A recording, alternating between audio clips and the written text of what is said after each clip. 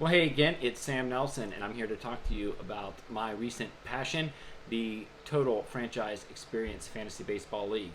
In this video, I'm going to talk about the free agent auction bidding process.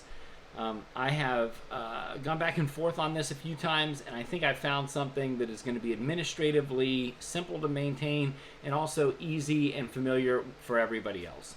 So first off, the FAAB process, most of you are probably familiar with it. I'm not going to cover the nuances of bidding for a player, but in this league, the auction value that owners are bidding on a player will be made known, and teams can decide if they want to outbid or not, just like in the auction at the beginning of the year. It's not going to be where you put in a blind bid and just hope that you pick up your player. Everybody is going to put in $50 prior to opening day, and that is going to give you $50 of FAAB money. Now, if you spend 40 of that, you'll receive a $10 refund at the end of the year. If you spend 10 of it, you get a $40 refund, and so on. And if you spend all 50 of it, you won't get any of it back.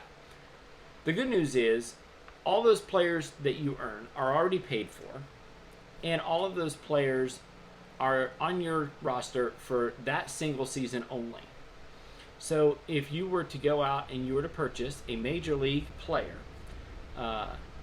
and you were to spend $6 on them, then their salary for 2022, the inaugural season, will be $6. After the season, they will be released. You will not owe them any future money, and they will go back into the draft pool. You can draft them in the draft and offer them a contract, or they can pass through the draft and be available again in the free agent pool for a 2023 single season signing as well. This is going to make the administrative side of running a team extremely simple. It's going to be a process that everyone is very familiar with. It is going to have the disadvantage that if you draft somebody through the FAAB process that turns out to be an excellent player that is contributing to your team, you're only going to get to use them for that year. Now, I've had questions regarding minor league players under this provision. Our minor league pool is going to be very deep, 600 players all in all. Considering expanding to 25 per roster because of this provision, and that will likely happen. And if that is the case, then we're going to move to probably over 700 players that will be owned at any given time. And because of that, we're likely outlawing, whatever you want to call it, picking up minor league players during the season with the FAAB. So that FAAB would only be for major league talent. If a minor leaguer in real life is promoted to a major league team, then they would be fair game for you to bid on and pick up.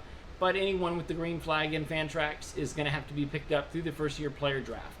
So this will do two things. Number one, it will keep everything administratively easy for you and for me.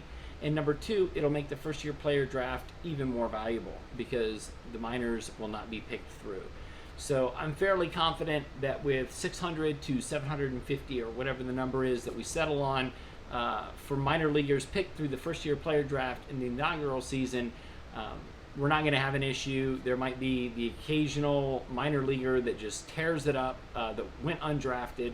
I know that happens, and if that happens, then the first year player draft will be all the more valuable, and we'll look forward to it even more. Thank you for tuning in for this video on the FAAB process.